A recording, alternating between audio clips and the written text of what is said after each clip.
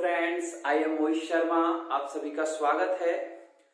देखिए, कल last class में हम आव्यूह के बारे में चर्चा कर रहे थे और मुझे उम्मीद है कि आप सबको ये क्लास पसंद आई होगी। ठीक है, तो आज हम कल देखिए हमने क्या क्या पढ़ा। सबसे पहले ये देखते हैं कि आव्यूह की डेफिनेशन के बारे में चर्चा की। आव्यूह के क्या क्या प्रयोग हैं हमारे दैनिक जीवन में, इसके बारे में हमने चर्चा की। इसके बाद आव्यूह का जो क्रम या कोटि है वो कैसे निकाली जाती है। फिर इसके बाद आव्यूह में अवयवों की संख्या क्या होती है, ये हमने निकालना सीखा। फिर इसके बाद आव्यूह से रिलेटेड जो 2-3 टाइप के क्वेश्चंस हैं वो हमने किए। और इसके अलावा मैंने बोला था कि आप एक्सरसाइज 3.1 करें, तो आपने 3.1 की होगी। और कोई भी यदि आपकी प्रॉब्लम्स हैं तो आप बिल्कुल बेफिक्र रहें, क्योंकि मैं सारे क्वेश्चंस आपको करवाऊंगा। मैथ्स के लिए तो आप टेंशन फ्री हो जाएं, मेरे ऊपर छोड़ दें सारी जिम्मेदारी, बट मैं जैसा बोलूं वैसा आपको करना पड़ेगा। मेरे साथ आपको मेहनत करनी पड़ेगी। अपना क्लियर टारगेट है 100/100। बूढ़ी आत्मा को कोई भी मौका नहीं देना है कि बूढ़ी आत्मा हमारे एक भी नंबर काट सके। एक भी नंबर काट सके मतलब उसको पता लग जाना चाहिए कि ये बंदा कहाँ पढ़ा हुआ है, ये स्टूडेंट कहाँ पढ़ा हुआ है। ठीक है सर, बहुत बढ़िया। अब हम आज की क्लास की बात करते हैं। देखिए, प्लीज आप ज्यादा से ज्यादा इसको शेयर कीजिए। बोलिए स्टूडेंट से, आपके फ्रेंड्स जो भी हैं, कि एक टारगेट बैच है। बहुत अच्छे से आपको सारा मैटर प्रोवाइड करवाया जाएगा, हैंड रिटन नोट्स आपको दिए जाएंगे। तो आप ज्यादा से ज्यादा इस वीडियो को शेयर कीजिए। अब आज की अपन बात करते हैं। आज का हमारा टॉपिक रहेगा आव्यूहों के प्रकार। आव्यूहों के प्रकार, आव्यूहों के प्रकार। तो इसमें सबसे पहला आता है फर्स्ट नंबर पे। एक बार सभी भगवान श्री राम की और सभी अपने इष्ट देवों की जयकारा लगाते हुए आज की कथा हम स्टार्ट करते हैं। चलिए, सबसे पहले आती है पंक्ति आव्यूह।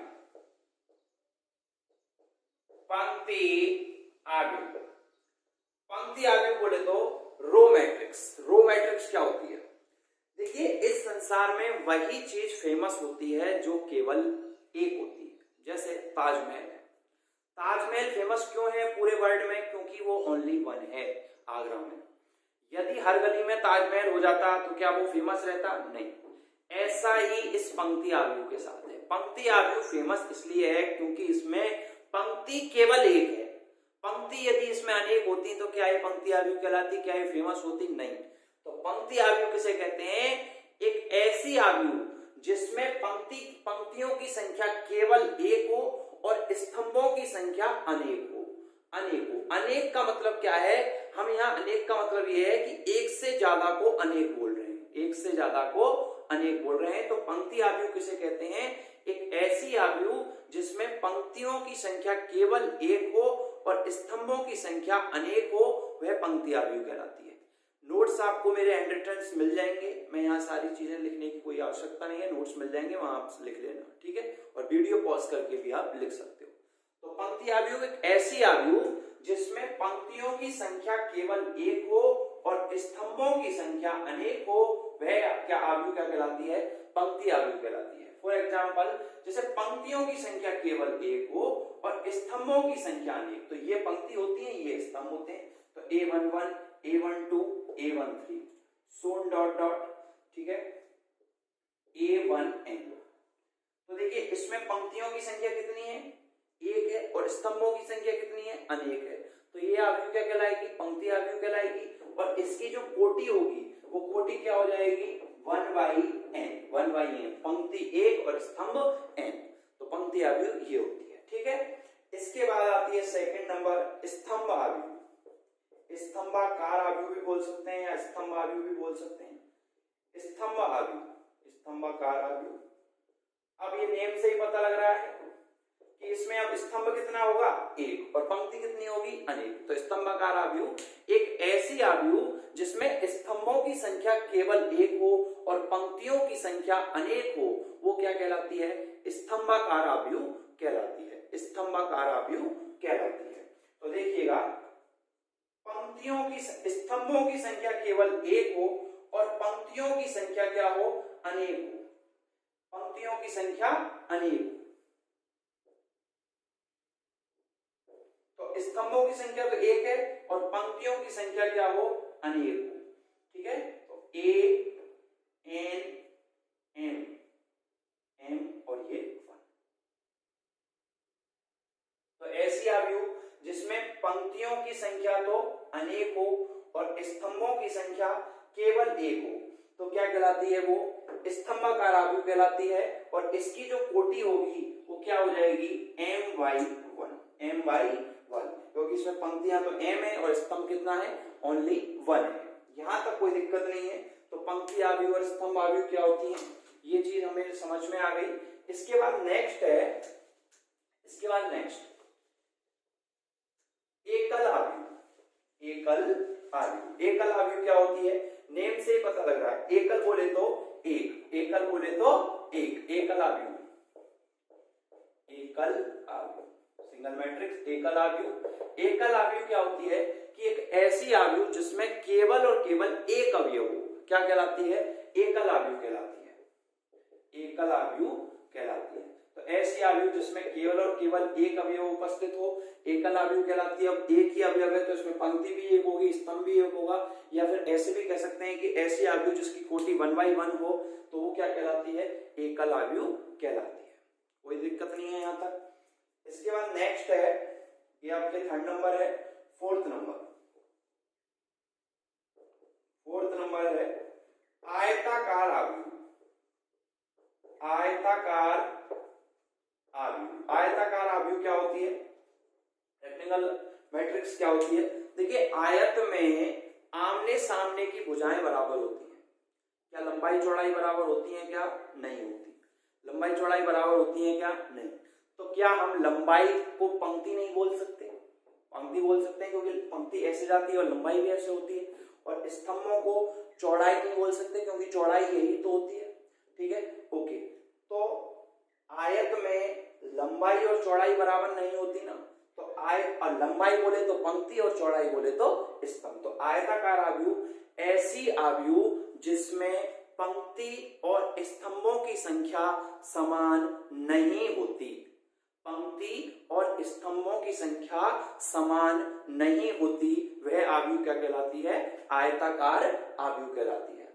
तो पंक्ति बोले तो लंबाई और स्तंभ बोले तो चौड़ाई, क्योंकि पंक्ति और आयत में लंबाई चौड़ाई बराबर नहीं होती है। ठीक है, तो एक ऐसी आव्यूह जिसमें पंक्ति और स्तंभों की संख्या समान नहीं होती है, वह आव्यूह क्या कहलाती है, आयताकार आव्यूह कहलाती है। फॉर एग्जाम्पल, पंक्ति और स्तंभों की संख्या समान नहीं होगी, जैसे 2, 5, 7, 3, 6, 12।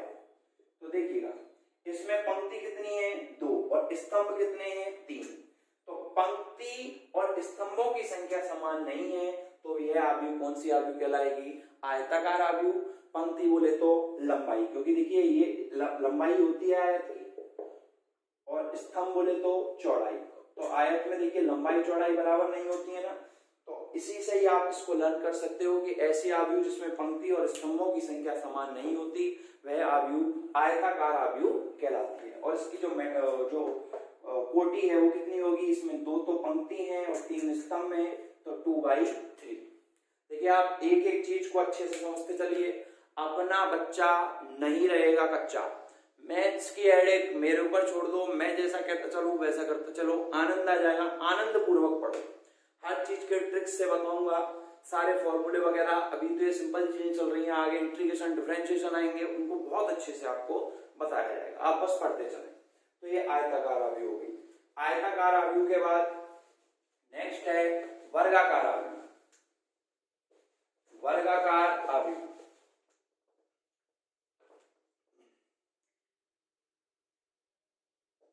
स्क्वायर मैट्रिक्स, वर्गाकार आव्यूह।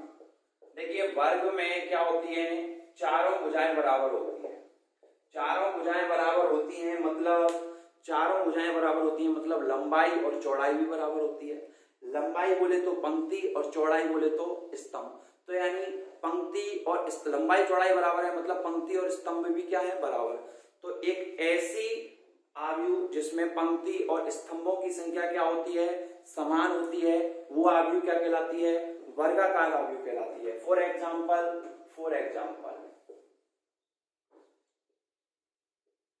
देखिएगा, ये एक आव्यूह है, इसमें पंक्ति और स्तंभों की संख्या समान है, पंक्ति भी इसमें 2 है और स्तंभ भी 2 है, तो ये क्या कहलाएगी, पंक्ति बोले तो लंबाई और स्तंभ बोले तो चौड़ाई। तो एक ऐसी आव्यूह जिसमें पंक्ति और स्तंभों की संख्या समान होती है वो क्या कहलाती है, वर्गाकार आव्यूह कहलाती है। और ये कितने बाई कितने की हो गई, 2/2 की वर्गाकार आव्यूह यानी स्क्वायर मैट्रिक्स हो गई। क्लियर है, यहाँ तक कोई प्रॉब्लम नहीं, ठीक है। इसके बाद अगला है विकर्ण आव्यूह। विकर्ण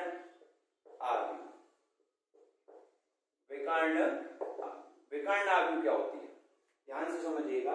एक ऐसी वर्गाकार आव्यूह जिसमें मुख्य विकर्ण के सभी अवयव अशून्य हो तथा शेष सभी अवयव शून्य हो, वह क्या कहलाती है, विकर्ण आव्यूह कहलाती है। तो मैंने क्या बोला, एक ऐसी वर्गाकार आव्यूह जिसमें मुख्य विकर्ण के सभी अवयव अशून्य हो और शेष सभी अवयव शून्य हो, तो वो क्या कहलाती है, विकर्ण आव्यूह कहलाती है। जैसे मान लीजिए ए है, ए एक वर्गाकार आव्यूह है, A11, A12, A13, A21, A22, A23, A31, A32, A33। तो ये क्या है, पंक्ति और स्तंभों की संख्या समान है, तो यानी ये 3/3 की क्या है, स्क्वायर मैट्रिक्स है। अब हम कौन सी मैट्रिक्स पढ़ रहे हैं, विकर्ण आव्यूह, डायगोनल मैट्रिक्स। तो मैंने क्या बोला, एक ऐसी वर्ग आव्यूह जिसमें मुख्य विकर्ण, अब देखिए इसमें 2 विकर्ण है, एक विकर्ण तो ये, एक विकर्ण ये, तो ये वाला जो विकर्ण कहलाता है ना, ये कहलाता है मुख्य विकर्ण, ठीक है, मुख्य विकर्ण ये कहलाता है। तो क्या बोला, एक ऐसी आव्यूह जिसमें मुख्य विकर्ण के सभी अवयव अशून्य हो, अशून्य, 0 नहीं होने चाहिए, और शेष सभी अवयव शून्य हो, यानी ये सभी अवयव क्या हो जाने चाहिए, शून्य हो जाने चाहिए, शून्य। तो ये कौन सी मैट्रिक्स बन गई, अब डायगोनल मैट्रिक्स बन गई। तो इसको हम इंग्लिश में डायगोनल बोलते हैं, इसलिए इसे DIG ऑफ A से लिखते हैं, ठीक है, ओके।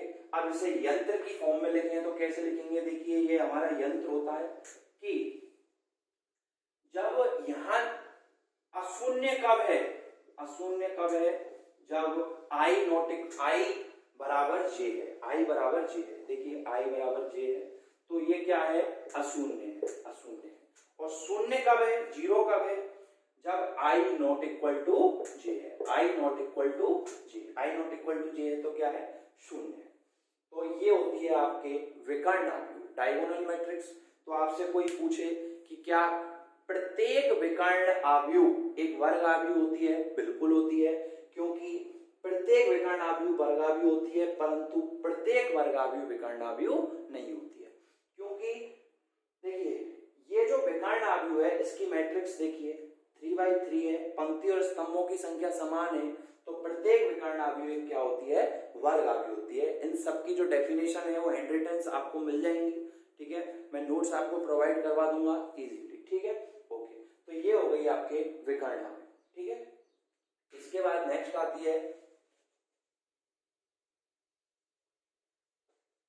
विकर्ण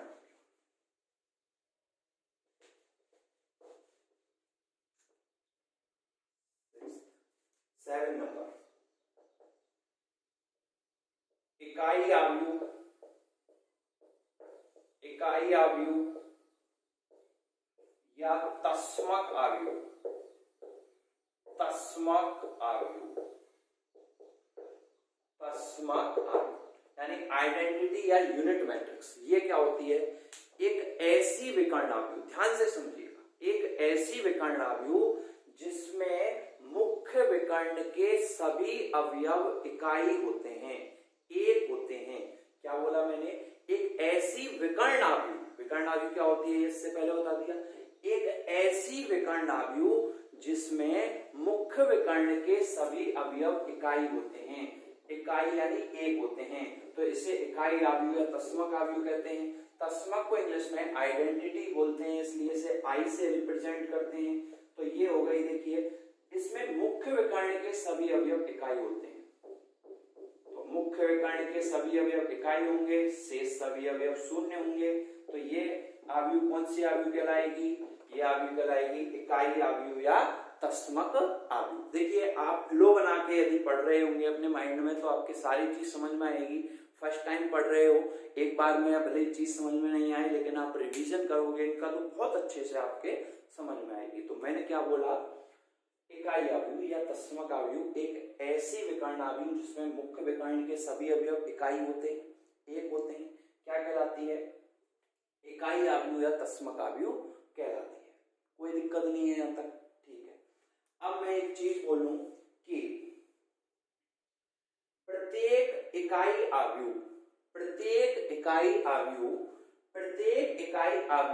एक विकर्ण आव्यूह होती है। प्रत्येक इकाई आव्यूह एक विकर्ण आव्यूह होती है, परंतु प्रत्येक विकर्ण आव्यूह एक इकाई आव्यूह नहीं होती है। जैसे देखिए ये तो क्या है? इकाई आव्यूह है। ये क्या है सर जी? इकाई आव्यूह।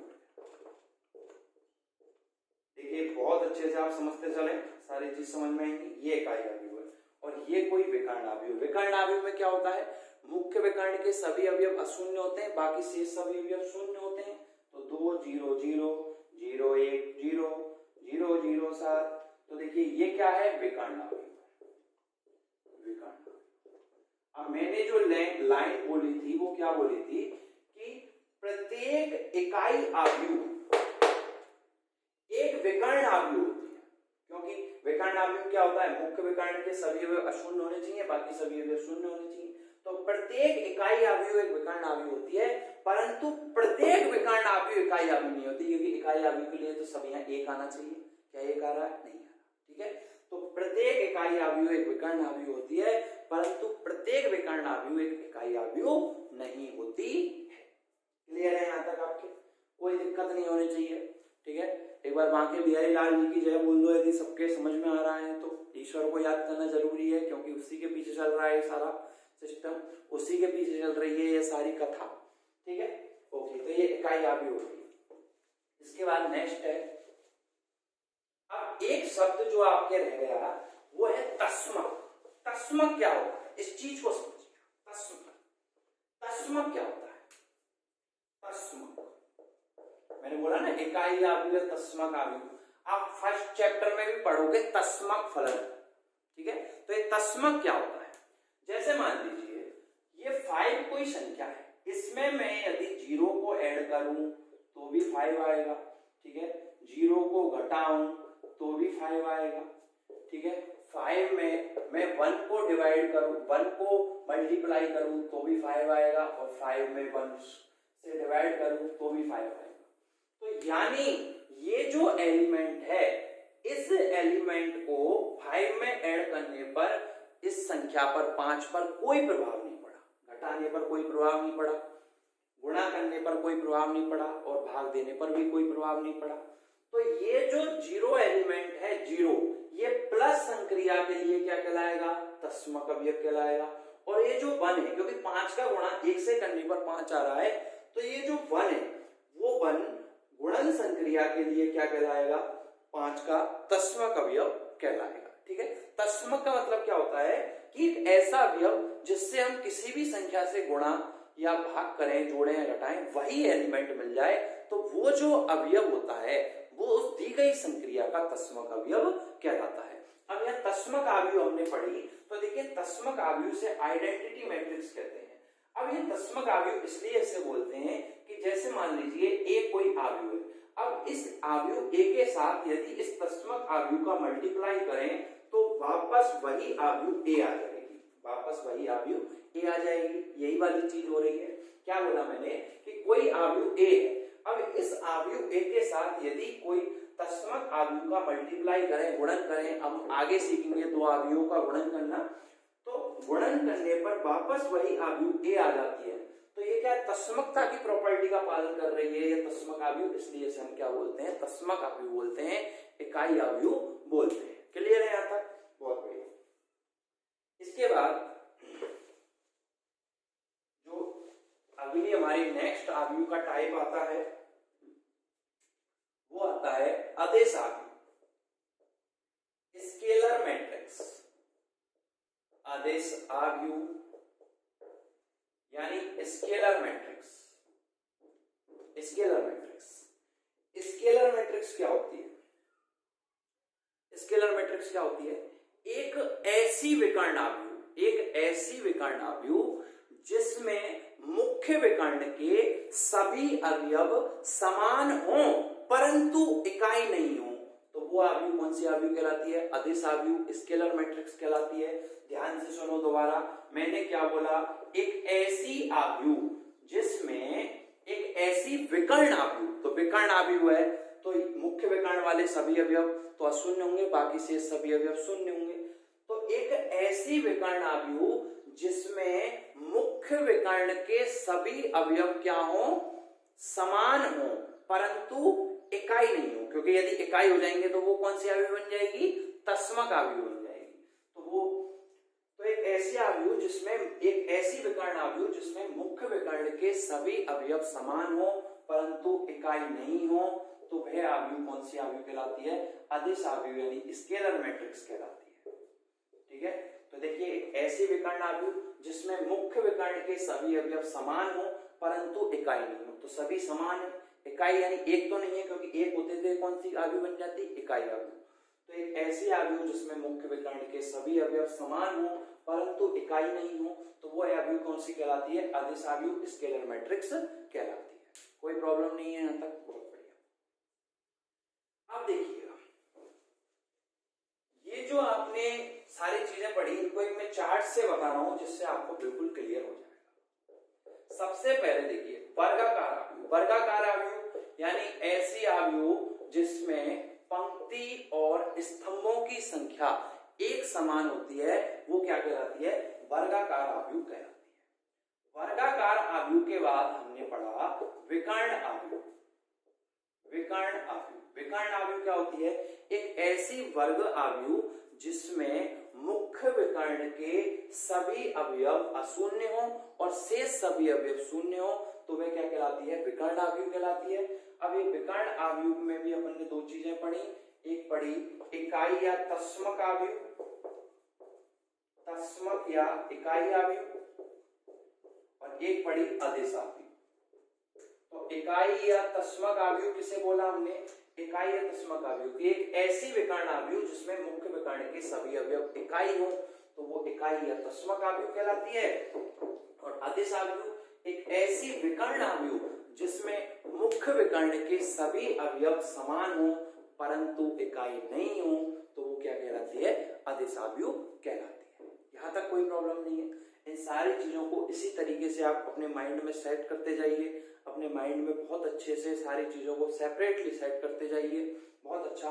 यहां से आपके देखिए ऐसा क्वेश्चन नहीं आएगा कि भाई त्रिभुजा वो जो विकर्ण आव्यूह किसे कहते हैं या फिर वर्गाकार आव्यूह किसे कहते हैं, नहीं। लेकिन ये सारी चीजें आपके आगे जब आप क्वेश्चंस वगैरह करोगे तो उसमें काम आएंगी, इसलिए आपको बताई जा रही है सारी चीजें। ठीक है ना? इसके बाद नेक्स्ट आपका है त्रिभुजाकार आव्यूह। त्रिभुजाकार आव्यूह, त्रिभुजाकार आव्यूह, त्रिभुजाकार आव्यूह।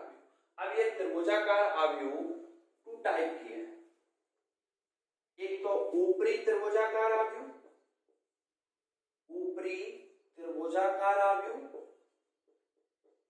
और एक निम्न त्रिभुजाकार आव्यूह। निम्न त्रिभुजाकार आव्यूह। अब ऊपरी त्रिभुजाकार आव्यूह क्या होगा?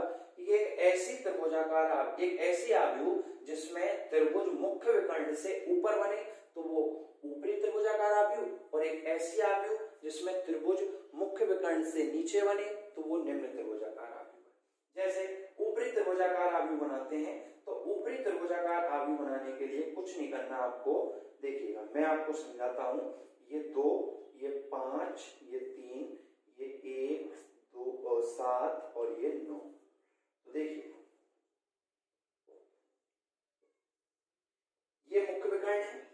इसमें जो त्रिभुज बन रहा है वो मुख्य विकर्ण से ऊपर ही तो बन रहा है। ये देखिए मुख्य विकर्ण है, ये तो जीरो हो गए। तो इसमें जो त्रिभुज बन रहा है वो मुख्य विकर्ण से ऊपर ही बन रहा है, तो ये ऊपरी त्रिभुजाकार आव्यूह हो गई। और निम्न त्रिभुजाकार आव्यूह जिसमें जो त्रिभुज है वो मुख्य विकर्ण से नीचे बने, तो देखिएगा मैं कुछ नहीं है, 2 1 7 9 3 5, तो देखिएगा तो इसमें जो त्रिभुज बन रहा है वो मुख्य विकर्ण से नीचे बन रहा है, मुख्य विकर्ण से नीचे बन रहा है, मुख्य विकर्ण से नीचे बन रहा है क्योंकि मुख्य विकर्ण से ऊपर तो जीरो हो गए, ठीक है। तो मुख्य विकर्ण से नीचे बन रहा है, ठीक है। तो ये क्या है, निम्न त्रिभुजाकार आव्यूह। और इसमें जो त्रिभुज है वो मुख्य विकर्ण से ऊपर बन रहा है, तो ये ऊपरी त्रिभुजाकार आव्यूह, ठीक है। इसके बाद नेक्स्ट है आपके शून्य आव्यूह। शून्य आव्यूह, शून्य आव्यूह नाम से ही पता लग रहा है, एक ऐसी आव्यूह जिसके सभी अवयव शून्य हों, क्या कहलाती है, शून्य आव्यूह कहलाती है, ठीक है। तो जैसे देखिए कोई आव्यूह है, यदि उसके सभी अवयव शून्य हैं तो वह आव्यूह क्या कहलाती है, शून्य आव्यूह कहलाती है। और इसे इस साइन के द्वारा रिप्रेजेंट करते हैं। क्लियर है यहाँ तक, ठीक है। और इसके बाद जो लास्ट है आपके वो है समान आव्यूह। समान आव्यूह, समान आव्यूह। अब देखिए समान, समान तो किसके समान, तो मतलब तुलना करनी है, तो तुलना करने के लिए कम से कम तो 2 आव्यूह होनी चाहिए और 2 से अधिक भी हो सकती है। तो समान आव्यूह क्या होती है कि 2 या 2 से अधिक ऐसी आव्यूह जिनके सभी संगत अवयव समान हों, तो वे क्या कहलाती हैं, समान आव्यूह कहलाती हैं। जैसे मान लीजिए 2 आव्यूह हैं, एक तो A है एक B है, ठीक है। अब ये और A का A है A11 A12 A21 A22 और B है B11 B12 B21 और B22। अब ये दोनों समान है, मतलब बराबर है।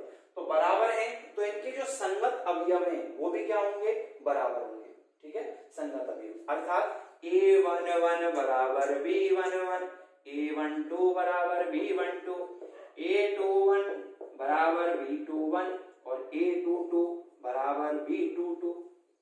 तो देखिए मैंने क्या बोला कि 2 या 2 से अधिक ऐसी आव्यूह जिनके सभी संगत अवयव समान हो, सभी संगत अवयव समान हो, तो वे दोनों आव्यूह समान आव्यूह कहलाती है। तो ये आपके हो गई समान आव्यूह। तो इस प्रकार से आज हमने आव्यूहों के प्रकार यानी टाइप ऑफ मैट्रिक्स पढ़ी। इसके बाद हम आव्यूहों पर संक्रिया पढ़ेंगे, बहुत सारी चीजें हमें पढ़नी है और एक एक क्वेश्चन मैं आपको बोर्ड पे करवाऊंगा। टेंशन फ्री रहे। मैंने क्या बोला, अपना बच्चा नहीं रहेगा बच्चा। मैथ की टेंशन आप मेरे पे छोड़ दो, मैथ्स की टेंशन आप मेरे पे छोड़ दो, बहुत अच्छे से विद डिटेल। एक बार ये जो लॉकडाउन है वो हट जाए तो आप ऑफलाइन क्लास में पढ़ोगे तो आपको ऐसा आनंद आएगा, ऐसी कथाएं सुनाएंगे, कथा और कहानियों के माध्यम से आपको गणित पढ़ाएंगे कि आपका गणित पढ़ने का नजरिया बदल जाएगा। अब तक आपको जिस बंदे को गणित से डर लगता है वो रात दिन गणित पढ़ेगा, ऐसा आपको कर देंगे। अभी तो थोड़ा सा क्या है, ऑनलाइन क्लासों में वो अपन चीज नहीं बन पाती है, लेकिन मैं अच्छे से अच्छा आपको देने की कोशिश कर रहा हूँ, ठीक है। प्लीज इस वीडियो को ज्यादा से ज्यादा शेयर कीजिए जिससे ज्यादा से ज्यादा स्टूडेंट्स लाभ ले पाए और हम भी जब ज्यादा से ज्यादा शेयर होगी तो हम भी प्रेरित होंगे और अच्छे से अच्छा मटेरियल आपको प्रोवाइड करवाने की कोशिश करेंगे। तब तक के लिए आप घर पे रहें, सुरक्षित रहें। आज की कथा हमारी यही समाप्त होती है। बोलो बांके बिहारी लाल की जय। Thank you so much.